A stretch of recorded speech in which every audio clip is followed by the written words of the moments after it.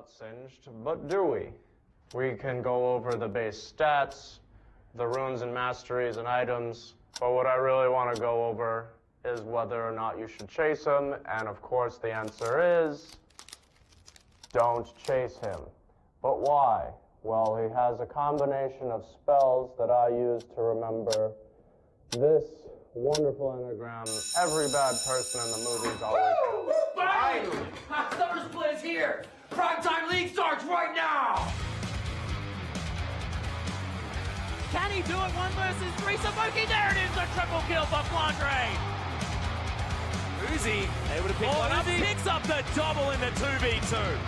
Bronx Tigers lose 2-0 to Samsung, who start this season off with a bang. Yeah! Hello, and welcome back to PrimeTime League. I am Rivington Bisson III. This Breakfast Club wannabe is David Freak Turley, but school's out for summer split.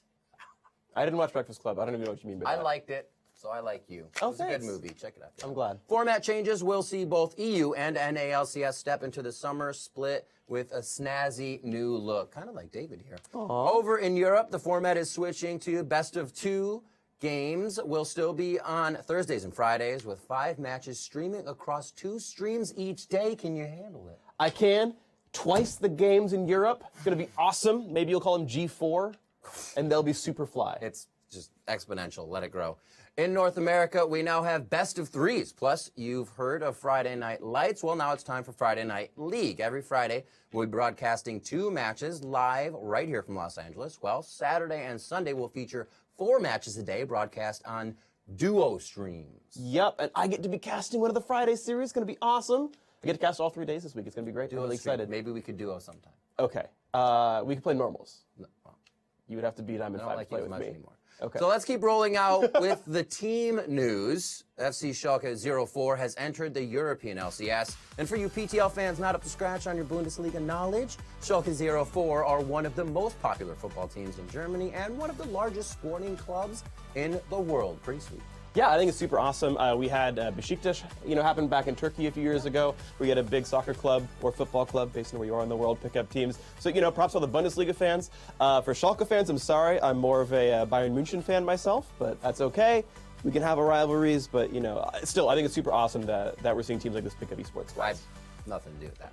In North America, we have 3 new teams competing. First is Apex, who you might remember earned their NALCS spot in the summer promotion tournament. We also have Team Envy and Phoenix One Esports, who due to recent competitive rulings, purchased their NALCS spots from Renegades and Team Impulse, respectively. Yeah, and I think these are really interesting orgs to have in here. Envy actually have 7 esports teams and other titles, and honestly, that's cool. I mean, they have one of the best CS teams ever. It's great. Those are cool people. And honestly, I'm excited to see these owners, excited to see these rosters. Both these teams actually have a fair bit of the old rosters there. Yes. So if you were fans of that old squad, you have about 3/4 or 3/5 of that old team there to kind of keep cheering on. And honestly, I just hope they do well. I'm excited. New blood to spice up the LCS is always an awesome thing. Now, when it comes to new LCS players, we could talk about all the roster swaps up here at the desk. I know Freak would love to, but it would be more fun to watch Kobe and Jat argue over them in this summer's first edition of PrimeTime League's This or That.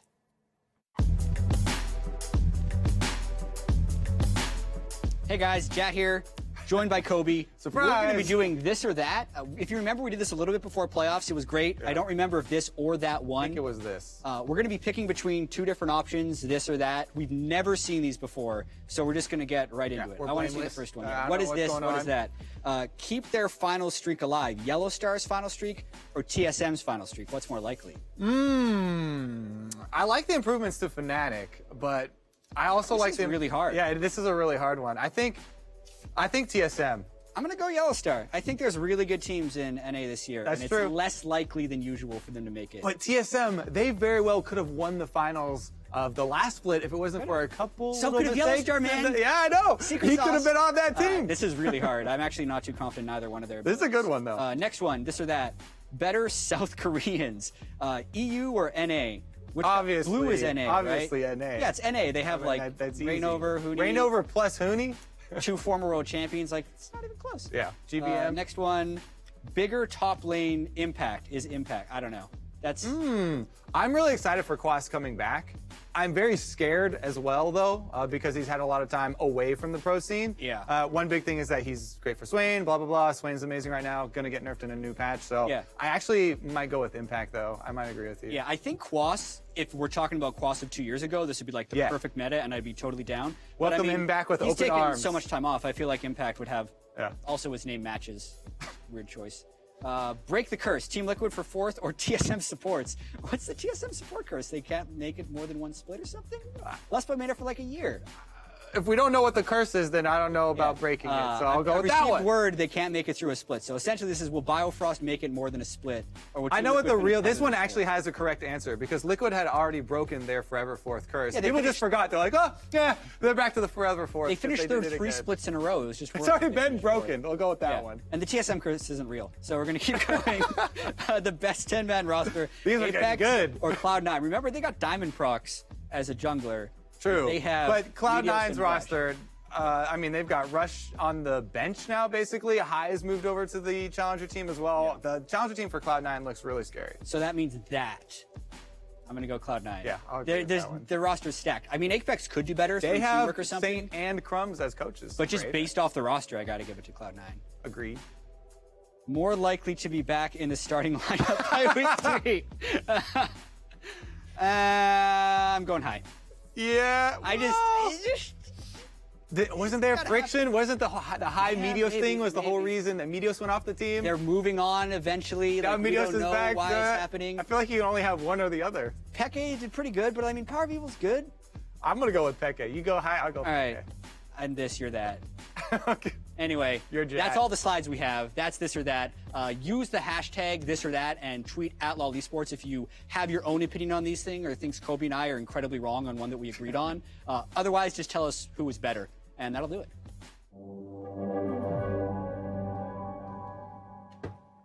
What's up, Internet? Let's time to talk about Twitter because it's the best segment because it only includes me.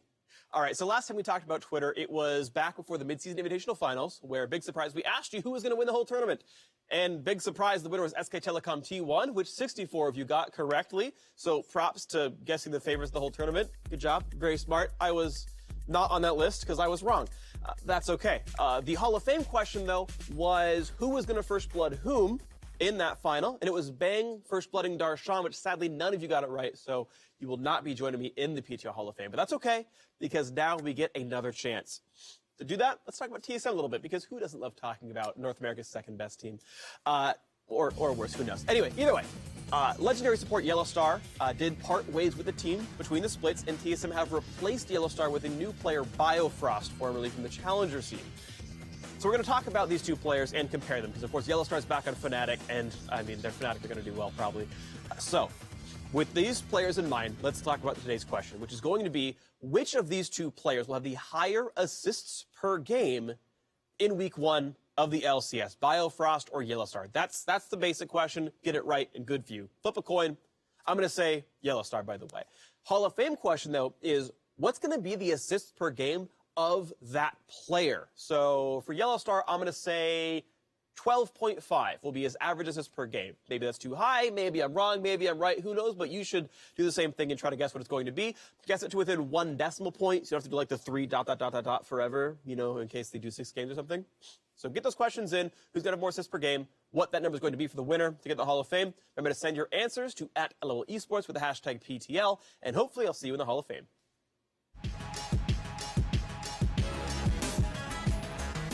Hey everybody, Jack here with another edition of League of Learning, and today I'm going to be talking about Elemental Dragons. It's one of the biggest changes from the midseason, and there's a lot to talk about here. So first off, I'm just going to go over some of the basics. There are 4 different types: Cloud, Ocean, Infernal, Mountain. Obviously, Elder Dragon comes at the end, but in the first 35 minutes is just these 4. No more than 3 types can spawn in one game. You can get no more than 3 of one type in the same game, so you don't get these insane stacking scenarios where you have 5 Infernal Dragons. Up to 6 Elemental Dragons can spawn before 35 minutes, and then after 35 minutes, it's only going to be the Elder Dragon.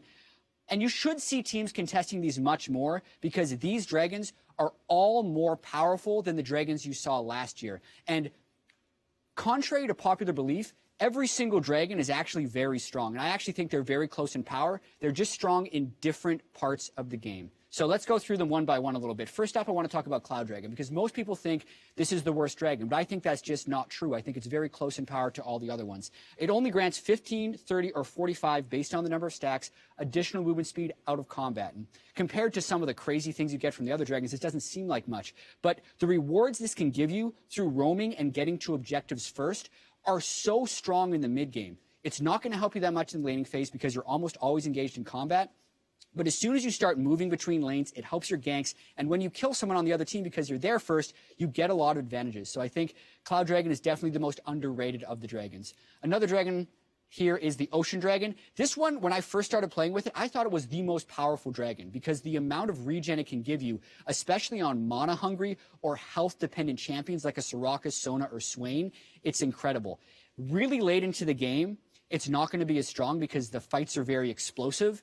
But in the mid-game, when fights aren't quite as explosive, if you don't die, your ability to stay out on the map is incredibly powerful. And I think that's the biggest strength of the Ocean Dragon. The dragon everyone thinks is the most powerful because it's the most visceral is definitely the Infernal Dragon. It grants 8 to 16 to 24% increased ability power and attack damage against champions. So it's not going to help you kill minions or objectives, but it's going to be that raw power in fights that everyone really wants. But if we think back to the first dragon buff from last season, that was 6% attack damage and ability power, and that wasn't very strong in the early game. So Infernal Drake follows the same power curve, where it's not that great early, but then it scales up in power as you get more attack damage and ability power to multiply. So still a very good dragon, just not insane at all stages of the game. And then Mountain Dragon. I said Infernal Dragon was good in the late game. I think Mountain Dragon is even better in the very late game because the 10 to 20 to 30% additional pre-mitigation damage to epic monsters and turrets is insane. That means if you have 100 attack damage, even with the first stage of the buff, every auto attack will do an additional 10 true damage to that objective. And because Elder Dragon and Baron are such incredible objectives late game, the fact that you can take this with a couple buffs at close to double speed makes it insanely powerful in the late game. And I think post 35 minutes, this is the best dragon to have picked up because of that objective control. Obviously, after 35 minutes, we get to the Elder Dragon as well. It spawns after 35 minutes. It's on a 10-minute cooldown timer, so when you get it, there's a bit of a cooldown period afterwards because the buff itself only lasts 2 minutes and it gives some pretty powerful things. It enhances the previous dragon buffs by 50% to make you even stronger with the ones you've already obtained. And then it also gives you this Cruel Ultimatum 2-minute buff, which is a strong true damage burn. And the more dragons you have, the stronger that burn becomes. So it makes siege situations just laughably easy if you have this dragon buff because you kill the enemy team so quickly. And as an encounter, you can't necessarily rush it unless you have the Mountain Dragon because the health is actually exactly the same as Baron Nashor at 35 minutes into the game. So definitely not your everyday dragon, much more powerful, and you need to be careful when you take it. So that was a lot of information on dragons. I hope you learned something. Hey everybody, Deficio and I are joining you from across the pond to give you the lowdown on what's new in the European LCS. Now, we have had an avalanche of roster swaps, and we are just going to have to go diving right into it. Yeah, I feel like every offseason in Europe we have a lot of changes, but this one, every single team now has made changes. Some of the teams even made 2 or 3. Yep. It's kind of crazy overall. Obviously, one of the big ones that's always jumping out is the G2 acquiring the new bot lane, or getting the new bot lane in Sven and Mythia, taking them away from Origin. Swapping all the way back to... And then Hybrid, of course, going back to Origin here, and Forgiven joining as well. Was a free agent, actually had announced he wasn't going to play in the summer split, but then Origin came knocking on the door, and the chance of him going to Worlds. So crazy swaps between those two teams, obviously down in the bottom lane. Yeah, and we've also got to talk about some players returning. You know, Yellowstar coming back into Fnatic. A lot of people expected it. A lot of people rumored about it, but finally got confirmed. And that's a huge thing for Fnatic as well. And then Freeze coming back and joining H2K. I mean, this is a big deal all across the board. We're getting some of our players back from the Exodus. Yeah, and I really like this Freeze storyline because he was a guy who said he wanted to try and compete for the top spots. You know, he wanted to go to Worlds. He said that before he even went to North America, and then he joined Renegades, a team you didn't expect to do that well, a team you didn't expect to suddenly try and qualify for Worlds. Now he's back in Europe, he's finally joining a top team. This is his time to shine and show that he's actually good enough, and that H2K can perform in playoffs with Freeze. Yeah, but of course, they're not the only ones coming back, too. We've got to talk about our new Koreans. There's 7 new ones in the European LCS this split, and some of them are coming in with a lot of hype. I mean, look at a guy like Parang. He joined with Raze onto Rocket, and he had a magnificent performance on Stardust in the Korean Challenger scene. Yeah, Parang is a guy where when you read the Korean forums, because obviously we understand Korean, we totally do not have kind of like someone we can free ask sports. about it, no. But the Korean fans are pretty hyped about Parang, especially up in the top lane. From what I've seen in the Korean Challenger scene, he could play a bit of everything. He's also, funny enough, known for playing Jace top quite a lot, but he can play tanks, he can play carries, he can play utility. I'm pretty excited. I talked to Rocket's coach, Grabs, as well about him. He's like, this guy's good. This guy's legit. Like, great team player, good mechanics. Parang is one of the guys we need to really, really, really look at this split. He needs to do well for Rocket to suddenly climb into playoffs. Yeah, now, is there any other Koreans you want to take a look at in particular? I mean, Pyra, I'm glad you're asking.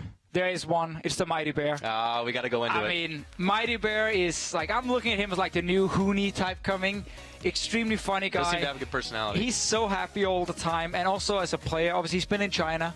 A Korean player who's been in China. We've seen it before. He comes back to Korea. He's practiced quite a lot in solo queue, and then Vitality scouts him and picks him up. He's super excited for to see him because he comes in with this new motivation that a lot of European players don't have. Constant focus on practice, improving, great mechanics, understand how to skirmish. This guy will be a good player, and I just want to see if he can actually take Vitality further than the quarterfinals. We'll have to find out. Now, of course, we're going to go all the way back, and got to be some bad blood now. I mean, got to think. Everyone here wants to prove they made the right decision. Origin wants to prove they made the right decision and picking up Forgiven and Hybrid as the replacements. It's game 1, obviously. It's going to be massive. I'm super hyped for it. Oh, yeah, that's going to be incredible. Now, OG and G2 will kick off the summer split in the LCS Arena. That's this Thursday, of course, at 5 p.m. Central European summertime. But don't forget to check out and tune in to both streams to follow all the EU LCS action this summer. Nice reading.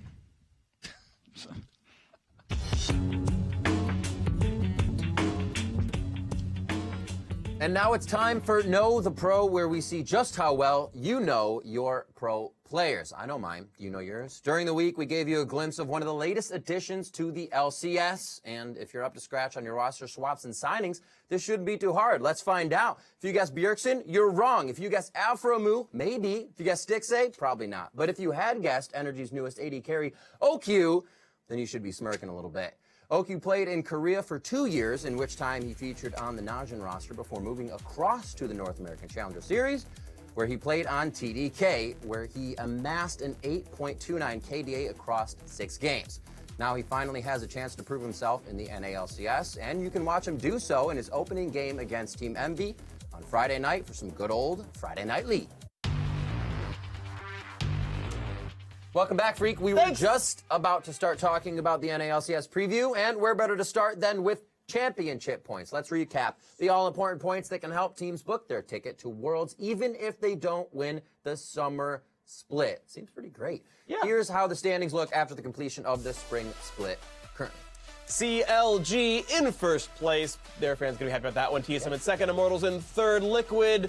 I mean, you just say Liquid and you all know what we're talking about there. Cloud9 Energy also made the playoffs, got 10 points each, lost first round though, so, a little bit might help them out here. And it's up to everyone else to pick up the slack. Yes, the rest of the NALCS spot there kind of needs a few points, so that is what they're gunning for. SKT has 0 points in the NALCS championship circuit as well. So, I mean, really, it's good company to be in. They're just, the points don't even matter. Yeah, SKT and I had the same amount of points in the NALCS. This is true. So if we're talking about the summer split, then we should start with Spring Split champions Counter Logic Gaming, the ones with the most points. After their stellar performance at MSI and making the finals, they will come into the summer split with an unchanged roster and as favorites for really the first time in the LCS history. Yeah, honestly, you think about CLG in the entirety of CLG, they haven't really been a top dog since 2009. And now, finally, I think they're, actually a really heavy favorite to be number 1 or number 2. And I think everyone should believe that, and it's probably true. And that's insane that CLG is actually showing, no, we're actually good this time. And coming into this split, as everybody says, maybe they're the ones on top. We have to look at going through this here. Are they going to have a mid-season slump, or is this the time they just catapult themselves forward and continue to hold it? And they have a chance to do what no other team has done with 3 consecutive splits in a row if they're able to win each 3, something TSM and Cloud9 have failed to do even at the height of their dominance. Right, yeah, they've gotten 2 in a row. I mean, TSM's won 3 overall, so you can't really hate on them for that one. But yeah, honestly, Gotta say, massive props to CLG from doing that well. And this is funny because they almost got relegated a while back. They played Curse Academy to 5 games in 2014. Then by the end of 2015, they won. 2016, they won. And again, this was after they picked what people thought were downgrades in the mid lane and AD carry role. Yep. Afro, if you haven't watched the Duos video about Afro and Stixxay, you should. It's actually really awesome. And he says, yeah, Stixxay, you're the best bot lane partner I've ever had. Yeah. So you should keep being you. It's been one of the first times we saw a team not try to kind of grab big names from other teams or filter somebody in from a challenger that was already ready. Well, I mean, that's the funny thing, right, is Team Dignitas did that. They grabbed a lot of unknown players for the most part, That's right? true. It's like, why are you grabbing Smitty J and Kire? What is this? But that was the belief. No, these guys are worth it. But here's CLG doing that sort of choice and be like, no, we trust in these guys. You don't know about them yet, online internet, but trust us. And they were right, and that was good. We've seen that backfire, but we've seen that work really well. Showing up on the international stage has done a lot for that team, the fans, and we'll see what they can continue to do. Cloud9 will step into the summer split with a stacked 10-man roster. Their starting LCS lineup includes former world champion Impact now, Bunny Fufu, and will hail the return of Meteos. Balls, Rush, and High will take a step back into the challenger team. Yeah, so here we go. Here's C9 coming into the split without High yet again. It worked terribly last time. Yeah. I hope for their sake it does work out a lot better, but you're right, it's Meteos back in. So, I mean, he's got a ton of fans going to be happy about that. You got Impact now on the roster. This is the first time Balls hasn't played for C9. I mean, basically, you've only got Sneaky now left as the only original C9 player to have played every single game of the team. I mean, assuming that lineup hasn't changed, but they've declared their game one roster. So, this was the team that never changed anything. And, I do hope that this roster does work for them. We'll see what happens. It's going to loom in the year. Does High come back? Can they kind of break that stigma? We will have to see. The difference between regular split TSM versus playoff TSM as we move on is well documented. Last split, they went from a 6th place team to one team fight away from winning the 2016 Spring Split Championship. Now they have a new support in challenger player Biofrost and will hope to continue their streak of finals appearances and hopefully take this next one. And honestly, all eyes on Biofrost right now.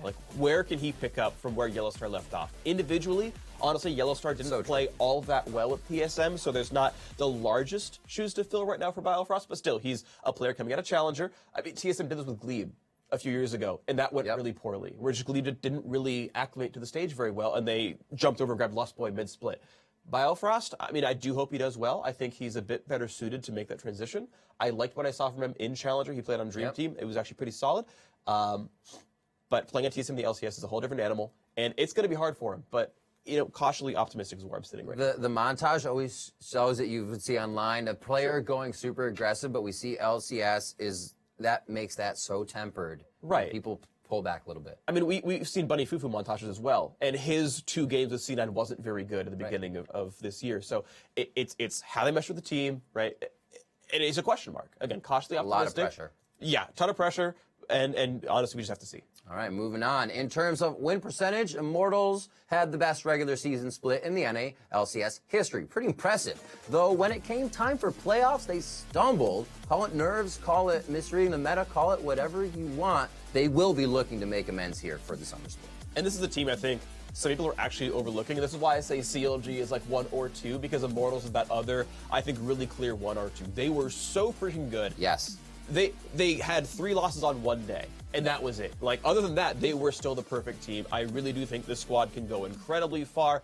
Huni is still insane. We saw he was able to go and play big dumb tanks, and that was fine. I mean, I would prefer if there were more top lane carries out there available. We know Swain's actually up there as a great champion that only some teams have picked up.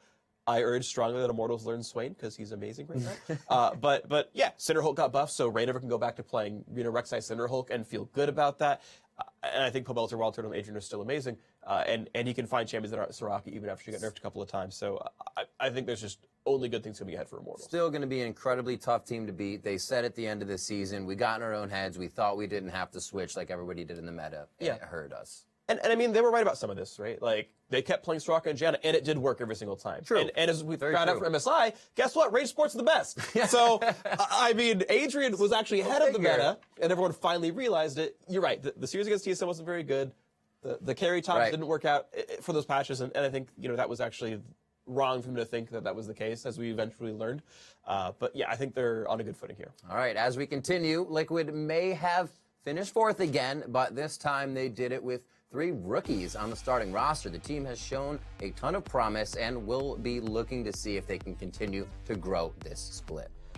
So this is going to be interesting, right? So Liquid, yes, the rookies grew really well. Matt became a, I would say, decent to good support for NALCS standards. Lorlo, he's a role player. He's not great, but he's doing his job well enough. But here's the thing is now, what's the future without Dara, right?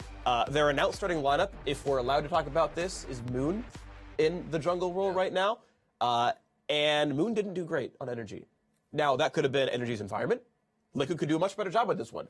Back in Challenger, Moon and Lorlo were pretty close, Moon and Dardoch were close in skill, and maybe the Liquid environment meant more growth in the Energy environment. We did see highlight spots of Moon at the end of the season where it seemed like they put a little more confidence into his plays, allowed him to go forward in the team, but those were kind of far, right? Exactly. Not very often. There were rare glimpses of greatness in Moon.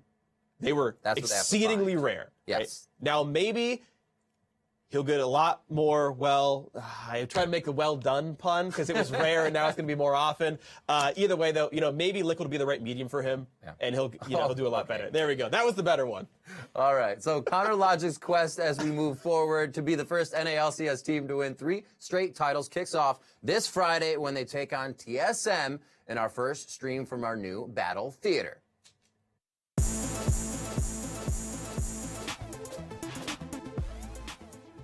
Hello, super fans. It's time for one of the better segments on PTL. It's the fantasy segment where we get to talk about picking the best fantasy players. And before we get into this, we want to make sure that you guys know that as we're moving into the new season, or the new split with best of 2s and best of 3s, there's 2 formats to go for.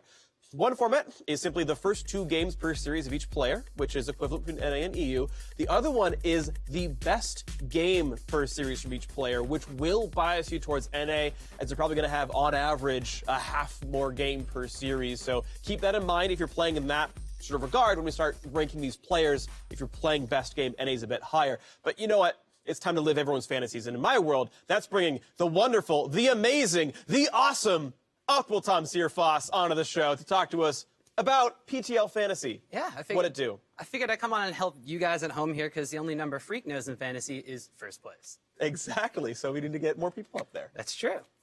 All right. So what do you have for us today? What's on the docket for fantasy analysis? Well, first off, we took a look at a lot of players, all the active players in the LCS currently, and that's a lot of information. We have their numbers going back all the way to 2014 when Fantasy LCS started. We put them together, and we're basically able to give you a great prediction of how they're going to perform in summer 2016. Okay, so what is this prediction? What goes into it? Well, the biggest thing that you really want to kind of learn to understand is the VOR, which is known as the value over replacement. Now, it's a little bit of information, so bear with me for a second.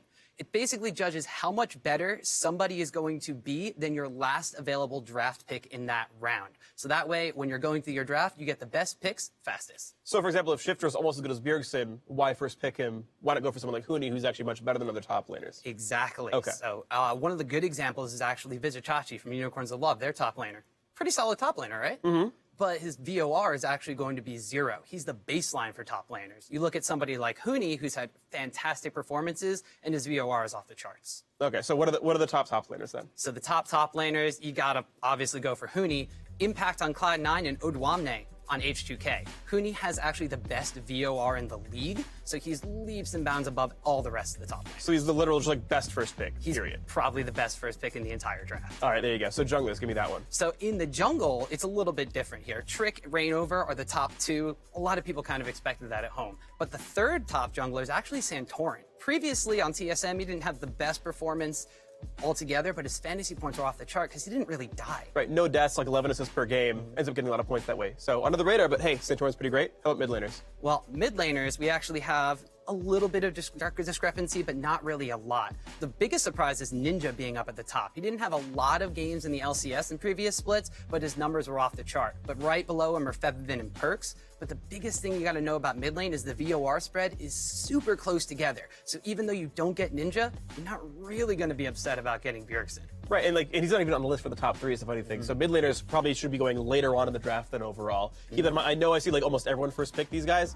Actually, mathematically, not the right choice to go for. So give me 80 carries. So 80 carries, that's another role that a lot of people are going to be picking up early on in the draft, and their VORs fluctuates a little bit more than the mid laners. Although the biggest surprise is going to be not Reckless and not Double Lift at the top, but Steelback actually, who's now on Rocket, has outperformed them almost double when you look at the VOR. Yeah, I mean, he hard carry Unicorns of Love last split, so big numbers on him, and honestly did okay on Fnatic the year before. So, all right, Steelback's really big. Give me supports. All right, so supports, there's not a lot of surprise in there. Your top 3 supports from last split are pretty much your top 3 fantasy supports. That means Adrian on Immortals, Yellowstar back on Fnatic, and Hybrid actually over on Origin now are 3 of the top supports you want to look at. And you think Hybrid's going to keep doing as well as he did on G2, which he probably will. Origin's a good team, then those are your top picks right there. All right, so fantasy points per game above people that are going to be in that same role. So big things there.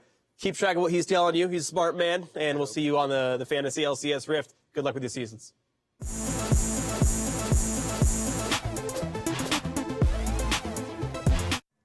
The LCK started back up last week, and so far it is Samsung Galaxy, Jin Air Green Wings, and KT Rolster who are sticking their noses out from the rest of the pack.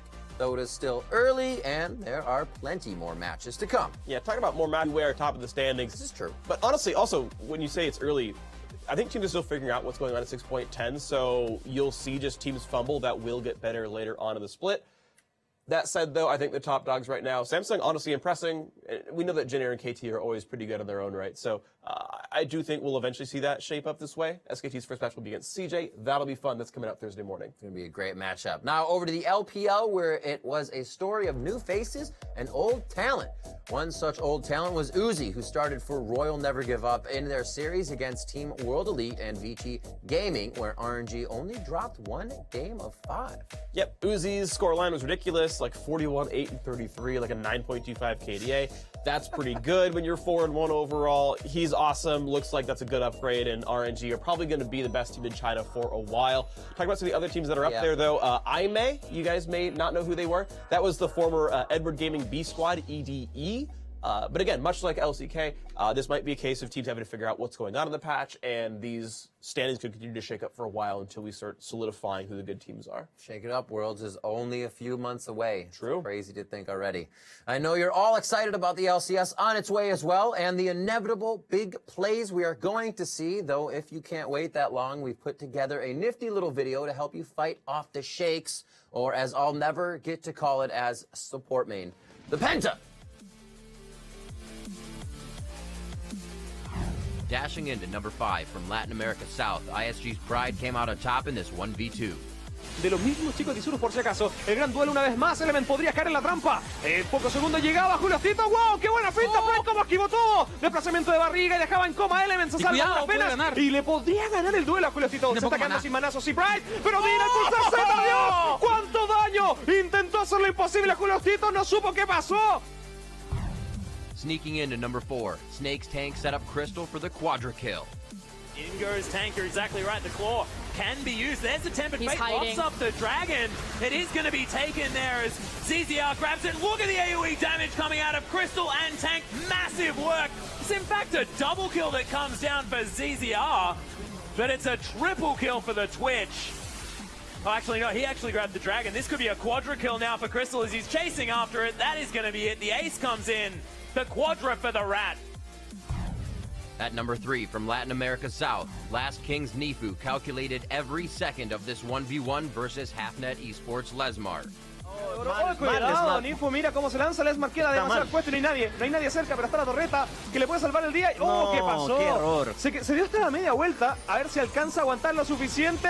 Viene el comeback. ¡Oh, cuidado! La definitiva por parte, no te lo creo, por parte de ese Angelus. Vuelve el tiempo y se salva y se la va a llevar Nifu. Muy bien jugado. Llega muy tarde la fuerza de Halfnet. ¿Podrá escapar de esta Nifu?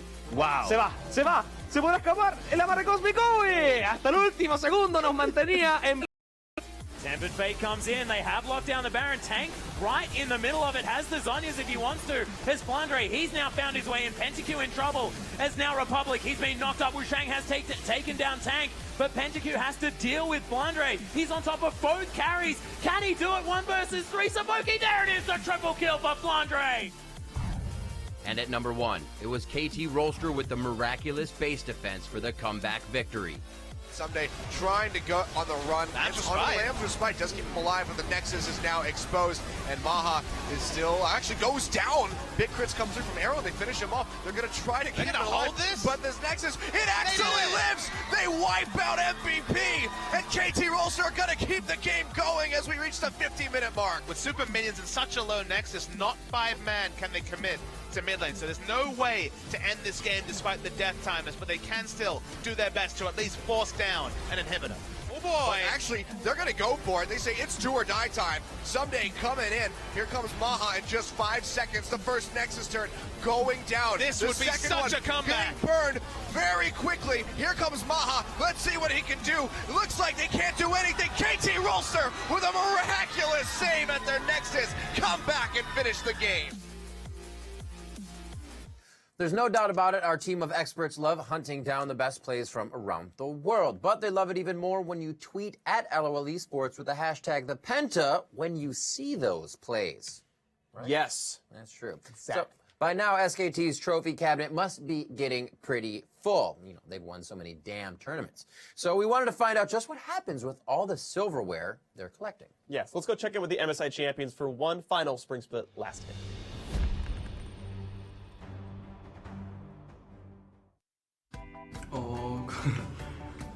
좀 가져가기 힘들기 때문에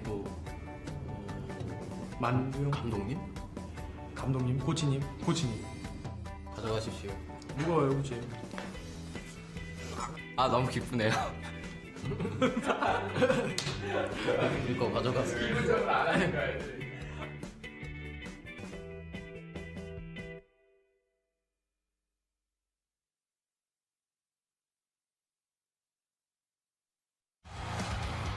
Hello and welcome to PrimeTime League. I'm Irvington Bisson III. This Breakfast Club.